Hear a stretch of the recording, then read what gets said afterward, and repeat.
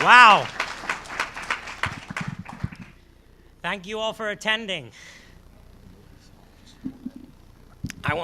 Sorry we're over time. I want to quickly thank the organizers, security, volunteers, everyone who's made Hope a success for today and the 2 days to come. Hope is particularly special to me, especially even the hackathons, because it's where the whole community gets together to share a shared interest. And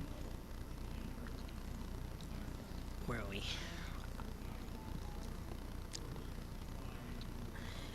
I want to discuss actual socializing as a blind person. Let me start off from when I was a kid.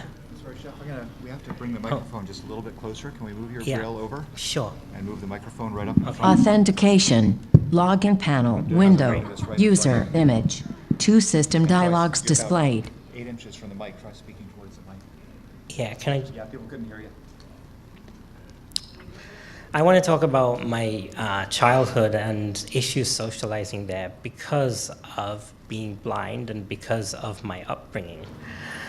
I was brought up in a pretty strict religious background, and my parents were great in regards to allowing me to do things as a blind person, i.e. riding a bike, taking walks on my own, etc., etc. But when it came to socializing, there were religious issues with that. Unfortunately, that's basically how it was, and things didn't change until I was pretty much 18. But when I was in school, I used to socialize with a bunch of people. I had one friend in particular who was absolutely amazing.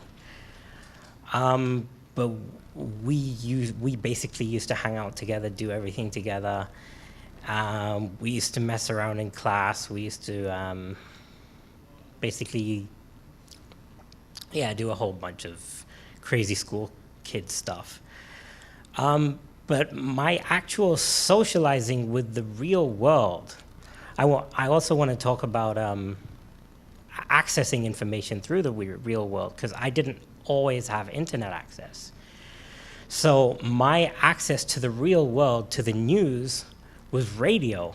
And radio is really important to me because I grew up with it. I used to listen to the radio 24/7. I don't know if we have any Brits here, but I used to listen to the BBC, Talk Sport, a whole bunch of music stations, a whole bunch of news stations like 5 Live. But that was the way that I used to get my information. When I did have access to the internet, which was mainly through youth clubs and school, I used to get my information that way. When I used to go to the youth club, I used to sign on to MSN. Anyone remember MSN? Yeah, that's right. MSN was the best thing ever, wasn't it? One of the best instant messengers, even better than Skype now. Yeah, and then Microsoft basically killed off Messenger. So, but I used to use Messenger a lot. I used to talk to friends on Messenger. I used to use Skype when it was not bought by Microsoft to talk to friends online. I made a lot of friends through the U.S., mainly people from the blind community, but I did have quite a few sighted friends. For example, people in my area, when I used to go to the local park, I used to hang out with them as much as I could, and we used to talk on MSN when we weren't hanging out. What do you have next? So basically, when I was 18, I'm skipping out a whole bunch of stories because I spent 3 years in South Africa in a religious school. I don't want to say anything bad about it because I think they're doing an amazing job. It was a school for the blind that specialized in Islamic studies, because my family's Muslim and so am I, and that's where they wanted to send me. So basically, I dropped out of high school when I was 10, and I went to South Africa. I was 15 when I went. My parents went with me, and after 10 days, they left me there, and I spent 3 years there. I got to come home once every year. So basically, I was never exposed to other cultures when I was a kid. Other cultures, for example, the black community. For example, people from other countries. For example, Malaysia, Thailand, Congo. So I learned a lot about different communities through South Africa. That's one great thing that I did over there. Other than all the crap that happened, which I'm happy to discuss, not in a talk, but other than all of that, I'm really grateful that I got to have exposure to all these communities and all these people from different countries. But other than that, I spent 3 years there, and then I quit because I didn't want to do any more of the Islamic studying stuff. So when I left there, basically a bunch of stuff happened, and I moved out. I went to college. I did a BTech Level 2 IT certification. And that's when I I knew about this community before, but that's when I really looked into the hacker communities. How I came across it was searching for everything and anything related to social engineering, because social engineering is absolutely fascinating. Anyone agree? Yeah. So I was searching about everything to do with social engineering. I came across talks by Emmanuel. Emmanuel's an excellent guy, by the way. Talks by Kevin Mitnick, who unfortunately I've never had the pleasure of meeting, but talks by him, talks by Chris Hadnagy, and I'll talk about that in a second as well. So I came across DEF CON as the first con because obviously they do a lot of marketing, and it's the first result that comes through when you search for social engineering and hacking. So that's basically what happened. So I looked more into social engineering, and I came across, and I want to discuss this because it has a lot to do with accessibility. I came across Chris Hadnagy's social engineering training. Now, before I say anything about my experience there, I just want to say that Chris is actually a great family guy. He really cares about his family. He really cares about his work. As a human being, I think he's probably an excellent guy. But I want to say my experience with his training and in regards to accessibility was not the best. Yeah. So I wrote a huge blog post about this. I don't know if anyone's read it. But if you search for Advanced Practical Social Engineering Review, it'll probably be the first result on Google. So before I took the training, I was really excited.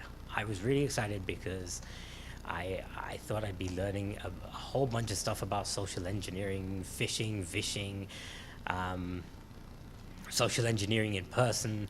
So, and I did learn a lot, but I emailed him first and I said, look, I'm totally blind. Will you be able to adapt the materials for me? is this something you feel I can attend? And he said, wow, I've never had such a question. And he basically said, it's mainly slides on a screen, which I can understand because sighted people love slides. They love to look at things, right? So that's what he said, and I said, okay, well, I'm happy to basically either scan the slides while you have them up, or if you can provide materials which you show on the slides. He said, well, it's basically a bunch of videos, and I'll be talking about certain things, but mainly I'll be showing you a bunch of videos. And I said, fine, I'm happy with that. He did provide material, but I never got it, and I'll discuss that later as well. But then I asked him by email, will you allow me to record this training? Can I record it? Because I have no other reference besides taking notes, and it's easier for me to simply listen and have a recording rather than listen and take notes. He said, sorry, no, I cannot allow you to do an audio recording of the training. We have a company rule on that. I said, fine, okay, let me try this out. And I paid for the course, and I went to the training. Now, the first thing that happened, I met him. Unfortunately, he made me sit at the back of the class. I asked him, can I sit at the front of the class? It'll be easier for me to interact with you. He said, no, I'm going to have to ask you to sit at the back because he had an assistant, who I'm not going to name, but you probably know who it is anyway. He had an assistant who he said would explain everything on screen. And to be honest, he did a pretty good job. He did a pretty good job of explaining everything on screen. But there's really nothing quite like interacting with your instructor. And so I asked him again on, I believe it was Wednesday, because Tuesday he was discussing a really visual application. And it's visual, Maltego. I'm sure many of you have heard of it. So basically what Maltego is, it's basically an open source information gathering tool. This tool basically works through a graph, or a bunch of graphs. I've never seen it, obviously, so I have no idea. So this application is extremely visual, and before the training, I had the course syllabus and I saw he was using Maltego. So I contacted the developers of Maltego. I said, hey, this is my situation. Is it possible we can work together to make this software accessible? And they told me it was full of a bunch of graphs and this kind of thing, and it worked through Flash. And I said, okay, there's no way of making this app accessible because Flash is awful. I hate it.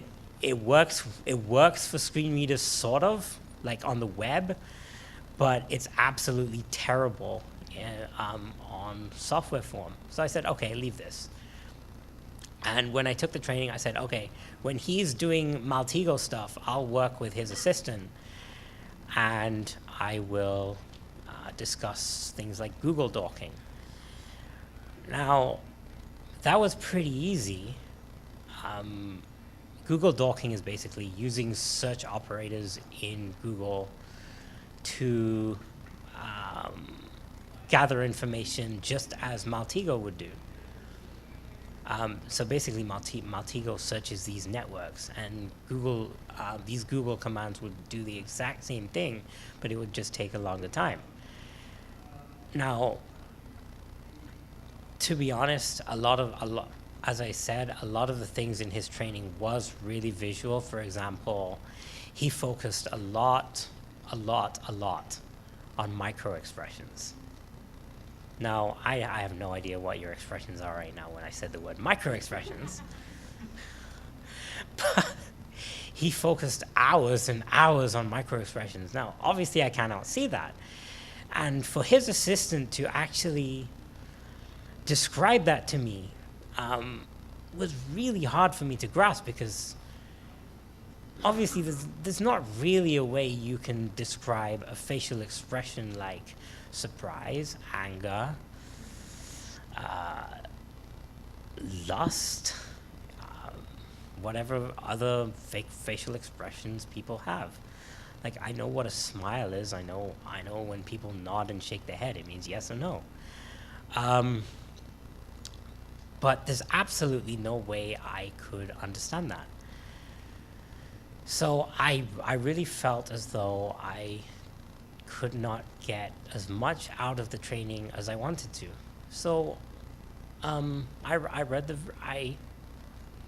told him, look, I didn't get the most out of the review, most out of the training. And he said, well, I did tell you that before. I said, well, you didn't discuss vishing much at all.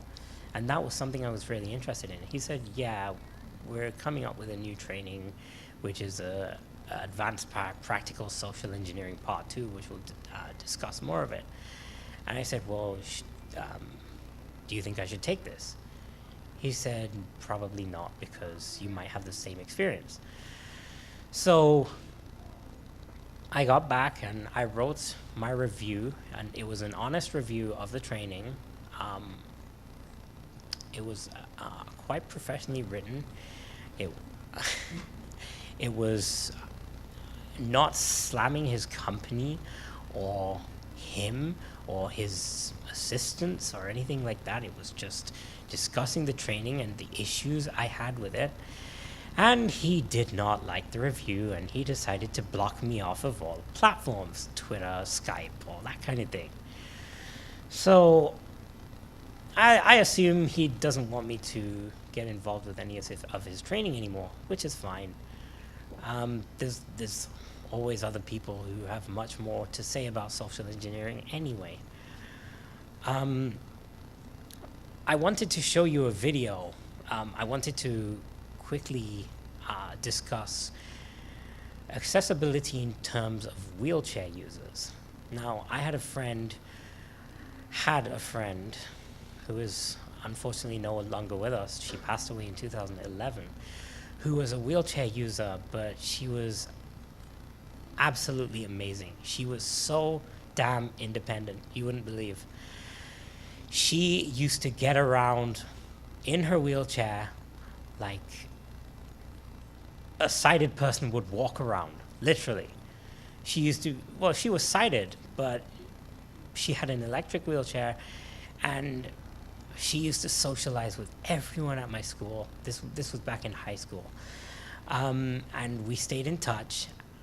Basically, I want to show you a video of funding for technology in regards to this, because, of course, technology for the blind, visually impaired, people who are disabled in general is not cheap at all.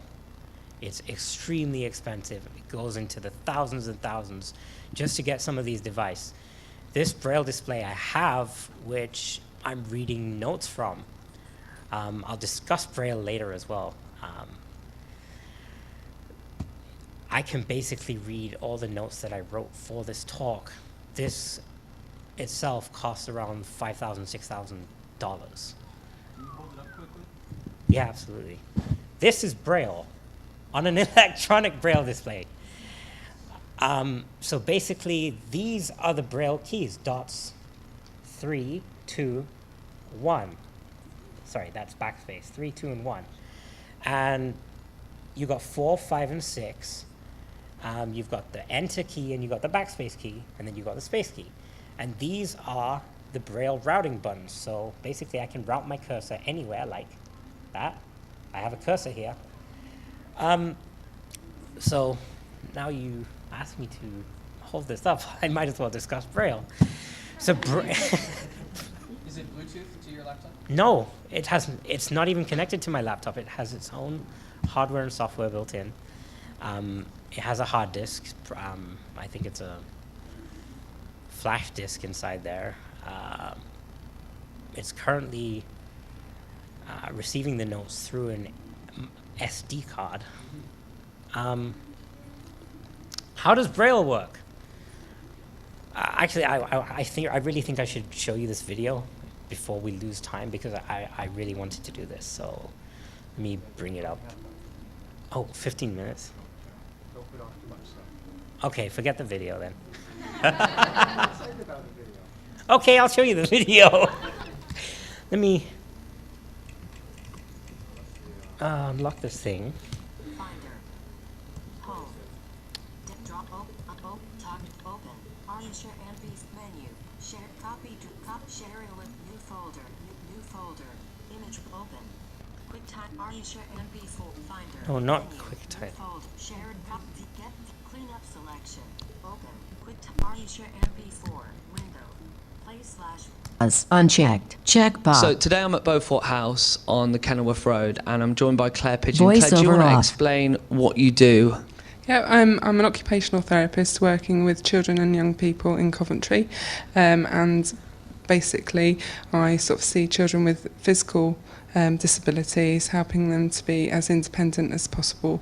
So it can range from working with children at schools, using equipment to help them to be able to access their education and the curriculum, to looking at their home environment and helping them to do everyday activities, including play or sort of helping them to be able to wash themselves, all sorts of things. Now, you've signed up for the Walk of Warwickshire personally. It's going to be great to see you on June 26th doing the 12 miles. Yeah. I'll be half dead by then, so I'll need some words of encouragement. But you've seen firsthand how our charity Snowball helps young people across the city. Have you got any examples? Definitely. On a regular basis, we apply to Snowball to support and help us to provide equipment for children that I have on my caseload.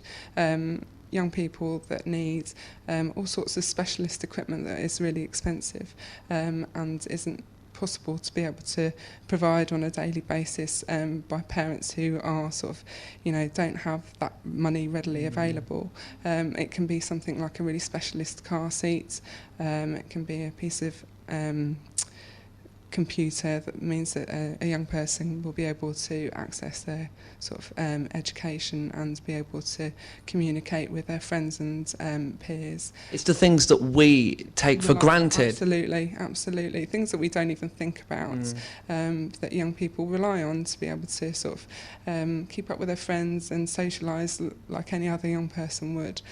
So yeah, it's really, really important, and we rely on it. So we really need to support Snowball. That's good. And you've brought us to Beaufort House to meet somebody who you work with. Do you want to explain? Yeah, Aisha is the young person I've worked with quite closely over a long period of time. And she's a very intelligent, independent young lady, and one of the sort of helpful aspects of Snowball is that they provided some funding for Aisha to be able to purchase a laptop.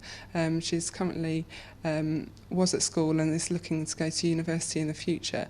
So she needs up-to-date IT equipment so that she can access the technology she relies on heavily. So yeah, and because of her physical disability, an up-to-date piece of equipment is what she requires. Let's have a word with Aisha. Thank you for letting us into your amazing bedroom. I see you're a fan of Twilight. Yeah. So do you want to explain your situation? Why you're here? How long have you been here? Sure. I had surgery to correct a spinal curve about 3 years ago now, and there were some complications and stuff. So I've got a lot less movement and strength than I did before. So at the minute I'm waiting for a care package to be set up so I can go live in the community in my own place and hopefully go to uni. So I'm trying to be as independent as I can, so I'm here at the minute while I'm waiting for that. Now, explain how Snowball has helped you, because I know it's recently helped you, but also in the past. Yeah, about 3 years ago I got a laptop funded through Snowball, and that was really helpful. It allowed me to do a lot of schoolwork that I wouldn't have been able to otherwise. I use a voice recognition program that allows me to kind of write essays and do homework and things. and that can come up pretty pricey, and you need quite a quick, light computer to run that with. So I got that through Snowball a few years ago, and that's just broken. So, I've Been using it a lot then. Yes, absolutely. So I've just been funded for another one, and hopefully with that I'll be able to go back to college and move on to university. Because like you said, it's a special version of a laptop because you've got limited use of your hands, haven't you? Yeah, that's right. So I need like a special mouse that doesn't require a lot of movement and not a lot of strength to like press the buttons and things like that. So these things that Snowball are doing are hopefully going to help you get on in life. Is that right? Yeah, absolutely. Both kind of now while I'm waiting for things to be set up, and in the future when I can go to university and can use it to kind of, at the minute I can use it to talk to friends and do things that I couldn't otherwise do if I can't get out of the house or if I'm ill or anything like that. And further down the field, I know we were talking earlier about some kind of mechanical arms that hopefully you're going to try and get funding for as well. Do you want to explain what that is? Yeah, it's kind of a mechanical arm support that you can put your arm in, and it kind of requires less strength then to move your arm around and lift it up and down and things. So with that, I'll be able to have a lot more independence and a lot more function and be able to do a lot more things like turning the pages on a book or scratching my nose or pushing my glasses up. Which I bet gets annoying. It does, yeah, definitely. So hopefully I won't have to rely on carers so much then to do things. And if someone's listening at the moment and they've not met somebody like you and they've never had to contact Snowball, just remind them how important the charity is and how much that Okay. support. So I guess the rest is just advertising, but basically that gives you an idea how ridiculously expensive mobility aids are for disabled people. Now, we only have 10 minutes left, I believe. 15? Okay.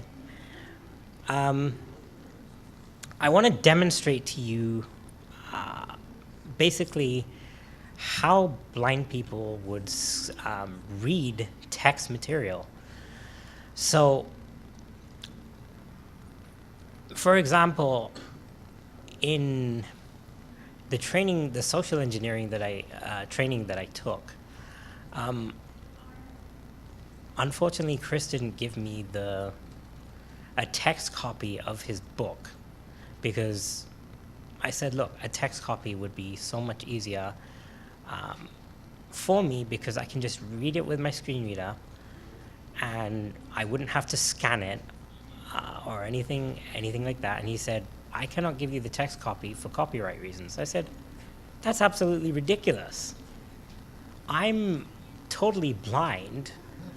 I'm not going to pirate your book just because, other people may pirate it. I need it for a legitimate use. And if someone does pirate it, you can absolutely blame me for that and sue me or whatever the hell you want to do. But he wouldn't give me the material. I could have scanned it, but because I told him my intention was to scan it, he said, no, I can't give you this book because I don't want it scanned into a system and pirated and all that kind of thing. But basically, enough about him. I want to demonstrate basically how a blind person would scan material. I have a copy, I think it's a copy of the HOPE conference. I don't know if it is. Oh, it is. I'm going to open it to a random page, and I am going to use my iPhone to scan the text. So let me AirPlay the iPhone. 45% words. Controls HDMI 13. Selected HDMI 13 video control set reminders. Okay, this iPhone I have in my hand is more amazing and more life-changing than you guys would ever imagine. And I'll tell you why. This iPhone allows me to navigate to certain areas through GPS. It allows me to find out what's around me, as in businesses, restaurants, that kind of thing. And Screen dimmed. Screen locked. okay, thank you for locking my screen. So it also allows me to scan printed text. And there is an amazing app which is ridiculously expensive. It's, I believe, $99. It's from the App Store. It's called KNFB Reader. While it's expensive and unaffordable for some people, especially people in third world countries who don't have the money to buy this kind of thing, the amazing thing about it is how accurate it actually is. So I'm going to demonstrate how we basically scan material like this Hope conference. Now, granted, this is probably in a table, so I don't... Paragraphs there. Oh, paragraphs, great. Before you scan anything, it's best to check if there's any light. How do we do that? Well... Touch reminders. Messages. One unread message. Okay. We can basically ask either open Spotlight and find the light detector app, or we can ask Siri to open light detector for us. Now, Siri is pretty inaccurate since the latest iOS updates, but I'm going to try it anyway. Open light detector. Light it. Have you heard it? Okay, that beeping, I'm going to cover the light. Basically, now it knows, now my iPhone knows that it's dark. If I hold my iPhone up,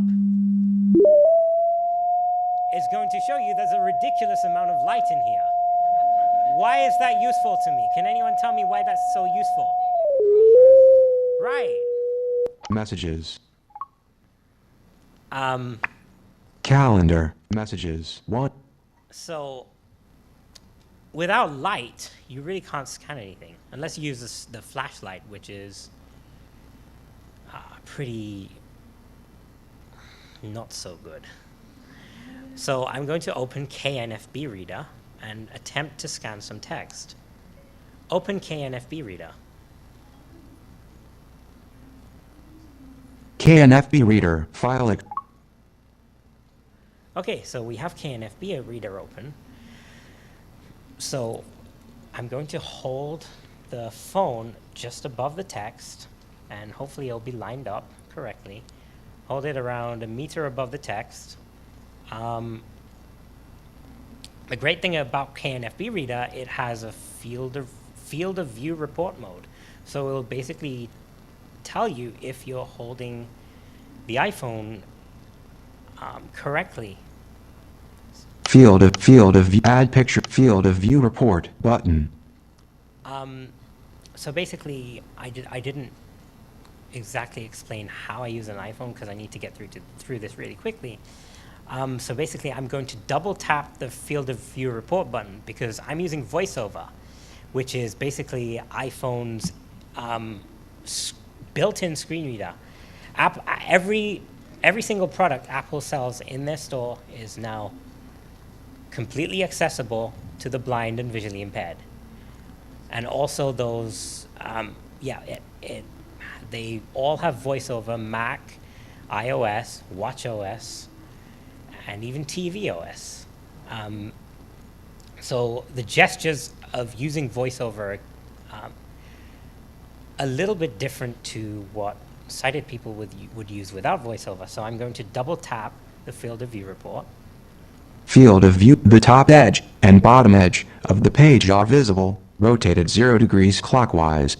Okay, so we've got a completely accurate field of view. So let's scan this and see what happens. Field of view report. Add picture from batch mode is off.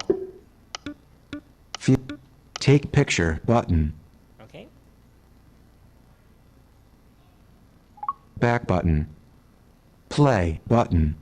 Now, I can have iPhone's very own TTS read the text out to me. Let's see. Pause. Play. Next set. Pause. Next. Stop. Play. Okay, let's get VoiceOver to read it instead, because that was ridiculously fast.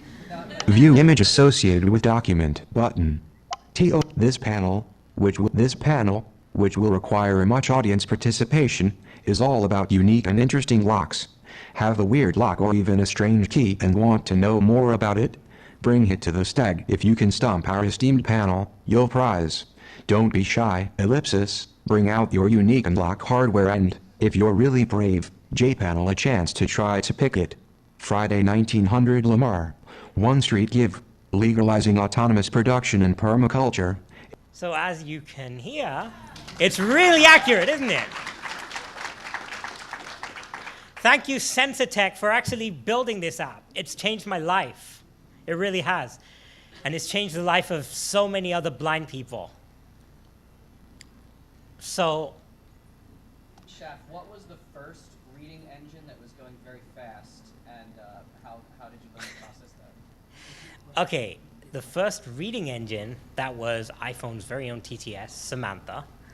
I believe it's by Acapella or Nuance, whichever one. So basically, I've learned to listen to text-to-speech since I was born. Now, I can understand that because I have the ear for that, and I've basically lived through text-to-speech. So I can have the rate to 100%, which is probably 500, 600 words per minute or even more, and understand that. Yeah. Unfortunately, people who are not used to text-to-speech don't get that opportunity. So I have to slow the speed down for you guys. Let's see, what's the time? Okay, we have 3 minutes. I'm really sorry I couldn't demonstrate every single thing to you, but I'm going to be at Hope through till Sunday. So I'm more than happy to set up somewhere and demonstrate stuff for you. Let's take questions from the audience. Anything at all to do with blindness. How fast do you read Braille? Pretty fast. Probably as fast as you read print. Are there any open source? Because it seems like a lot of these products are really prohibitively expensive. Yeah. So are there a lot of open source initiatives to make them more accessible and more widespread? There is an open source screen reader, NVDA, which people are actually absolutely loving. It's completely free, so it's especially useful to people in third world countries, for blind people who maybe have a computer but cannot afford to pay for a screen reader, which the most expensive screen reader and probably the best screen reader since NVDA, other than NVDA, is $1,700 US, just for a screen reader. So there's that. There's also an open source dictation bridge, which a group are creating, which will allow people who use screen readers and who may have a mobility impairment to dictate using, I believe it's the Dragon Naturally Speaking engine. And that should be really, really exciting. I just wanted to add that there's also the dictation engine from Carnegie Mellon University, which is pretty good. I use it for programming sometimes. Thanks for letting me know. I never knew about that. I noticed your phone screen was off. How long does your battery last? Can you repeat the question? Oh, the question was my phone screen was off. I totally forgot about that. I can, How long does your battery last? now you can see my screen, I think. Wait, am I still being airplayed? Your laptop went to sleep, I think. Oh, So do you have better battery life because the screen's off usually? no. It generally doesn't improve the battery life much. I've done tests with both the screen on and off, and I've pretty much got the same results. Maybe other blind people's experiences may differ, but I've never had much battery improvement. I'm really sorry for the screen being off. I completely forgot about that. Do you use an Echo or an Amazon Echo? No. Absolutely not. I'm not willing to violate my privacy just for the convenience of, yeah.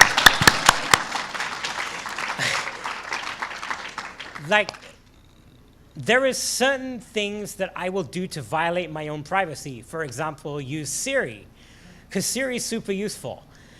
I don't use Hey Siri, obviously, because it's just like an Amazon Echo.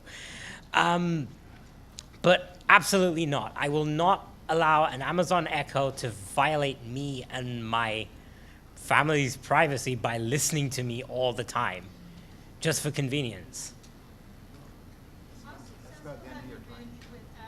Third-party mobile apps made for sighted users? That's a wonderful question. And Can you repeat the question? I'm a developer and I know many mobile developers. So the question was, how accessible are third-party applications with VoiceOver, basically, and with screen reading technology?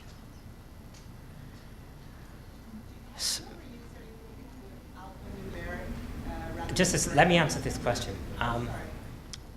We're almost over time. Actually out of time, so answer quickly, but then you can take questions out in the back. Yeah, definitely. I'll definitely be doing that. So depending on the way developers write their applications, sometimes the app is completely inaccessible. For example, a game like Pokemon Go. Anyone else hate that? Yeah? But sometimes it's a little thing like labeling buttons or making... Yeah.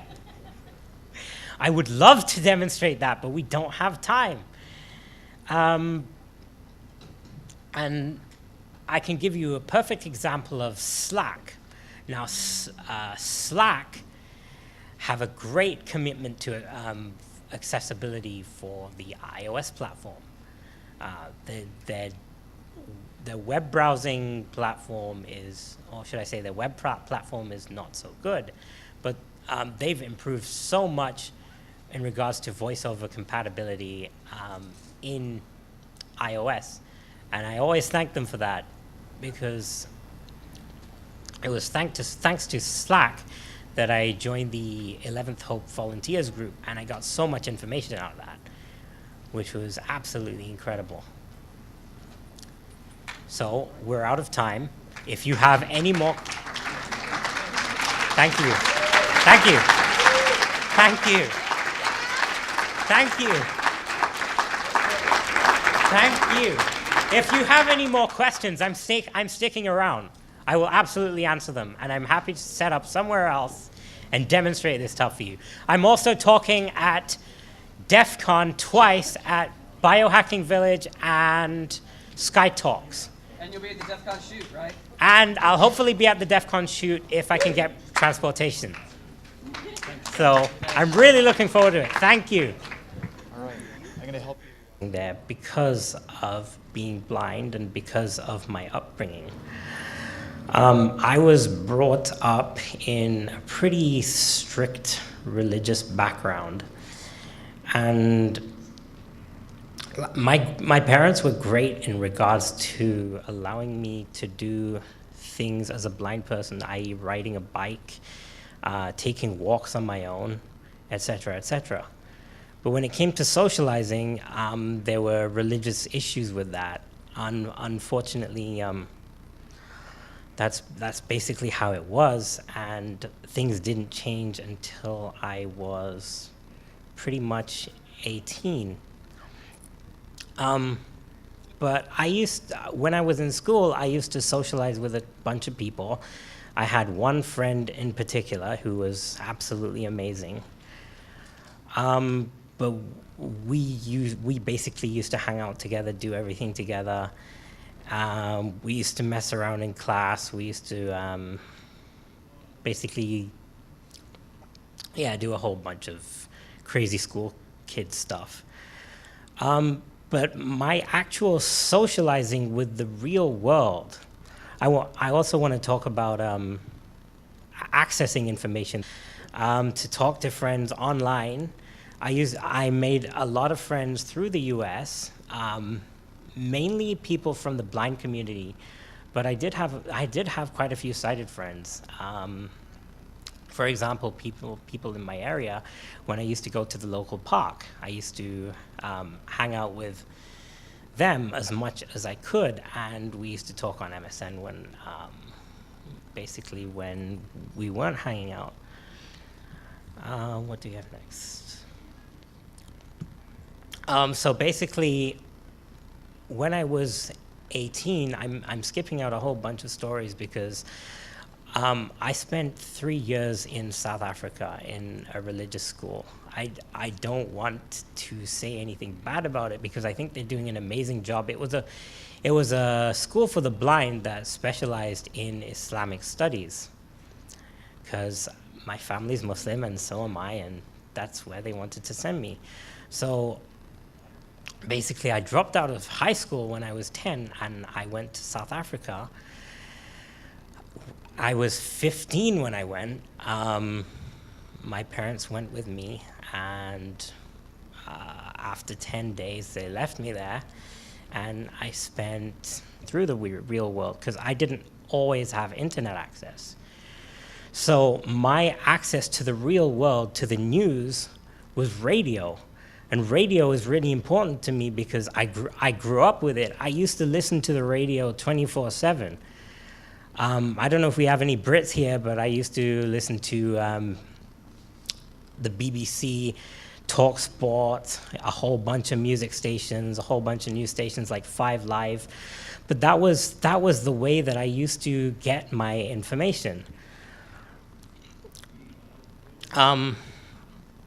When I did have access to the internet, which was mainly through youth clubs and school, I used to get my information that way. When I used to go to the youth club, I used to sign on to MSN. Anyone remember MSN? Yeah, that's right. MSN was the best thing ever, wasn't it? One of the best instant messengers, even better than Skype now. Yeah, and then Microsoft basically killed off Messenger. So, but I used to use Messenger a lot. I used to talk to friends on Messenger. I used to use Skype when it was not bought by Microsoft. I spent 3 years there. I got to come home once every year. So basically, I was never exposed to other cultures when I was a kid. Other cultures, for example, the black community. For example, people from other countries. For example, Malaysia, Thailand, Congo. So I learned a lot about different communities through South Africa. That's one great thing that I did over there. Other than all the crap that happened, which I'm happy to discuss, not in a talk, but other than all of that, I'm really grateful that I got to have exposure to all these communities and all these people from different countries. But other than that, I spent 3 years there, and then I quit because I didn't want to do any more of the Islamic studying stuff. So when I left there, basically a bunch of stuff happened, and I moved out. I went to college. I did a BTech Level 2 IT certification. Wow! Thank you all for attending. Sorry we're over time. I want to quickly thank the organizers, security, volunteers, everyone who's made HOPE a success for today and the 2 days to come. HOPE is particularly special to me, especially even the hackathons, because it's where the whole community gets together to share a shared interest. And where are we?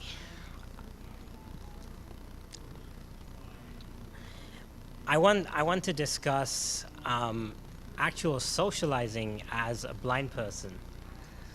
Let me start off from when I was a kid. Sorry, Shaf, we have to bring the microphone just a little bit closer. Can we move your grill over? Sure. And move the microphone right up in front. Authentication. Login panel. Window. User. Image. 2 system dialogues You're about displayed. 8 inches from the mic. Try speaking towards the mic. Yeah, can I? Yeah, people couldn't hear you. I want to talk about my childhood and issues socializing.